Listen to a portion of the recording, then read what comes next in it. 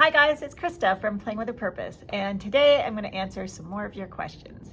If you're new here, my name is Krista and I'm a childcare provider for up to 5 children, and on my channel you'll find tips and tricks, all things related to childcare, shopping hauls, and the odd family vlog. So the next series of questions are all about sick policy. And the first question is, what do you consider a sick child?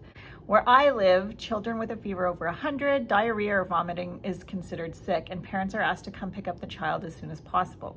So for me, I do have a policy, a fever of anything over 100.5. If we have an undiagnosed rash, then I want to see that that gets checked out before they return to care.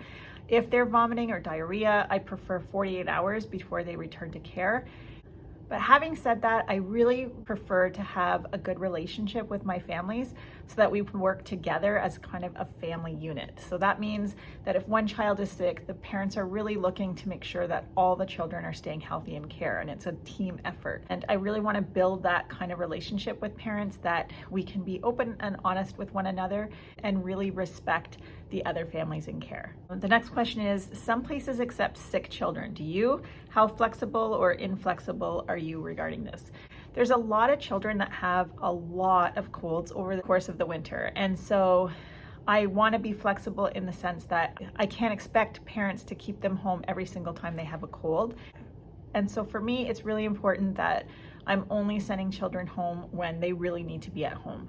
I'm not sending them home for a small cold or a minor cough. It's really, how are they coping here at daycare? Are they able to participate? I go out every single day. So if this child doesn't feel well enough to participate in that activity, like going outside for an hour and a half, then they probably need to be cared for at home. Is it something that we need to take a closer look at because we're not sure what it is, like a rash? Or do we think that it's something more than just a regular cold? Do they have a fever? Are they vomiting and diarrhea? Well, those are for sure reasons that they need to stay at home. But there are some kids that end up being sick a lot of the winter. And so I do want to be flexible. If they're still able to participate and their mood hasn't changed, then they're welcome to still come to care. The next question is, do you administer medicine to your students? Why or why not?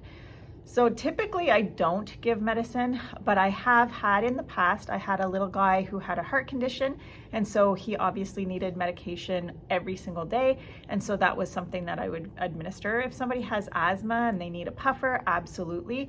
I have given on occasion Tylenol if children are teething and it's really hard on them. If it's very clear to both the parents and I that it's definitely teething, then I have used Tylenol for those reasons, but it is rare that I administer medication. Have you ever had a child that has had a more serious accident or even an injury while in care, and how did you deal with that? So yes, I have been operating my home childcare now for almost 29 years, and I have had 2 serious incidents that I can recall. The first one was many, many years ago. I had a little guy who was just learning to walk, and we were walking to the backyard and I was holding his hand. He was at the stage where he was taking little steps, but he was still not super solid on his feet. And as we were walking to the backyard, he went down and I was still holding his hand. And he ended up screaming like I knew there was something wrong. It turned out that he had a condition where he dislocated his elbow. I knew immediately that there was something wrong. His lips turned blue and he wasn't able to be comforted. And so I called immediately home to the parents, and they were able to come and pick him up and get checked, and they were able to pop that back in place. And fortunately for me, this actually happened to the parents a few weeks prior. So they were already familiar with this because I had just started with this new family.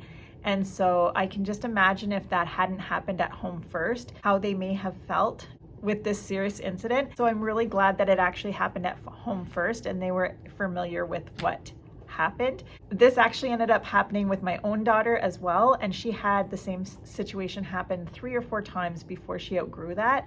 Some children have a tendency to have this happen, and it can happen in their wrist, their elbow, or their shoulders, and so they just easily get dislocated.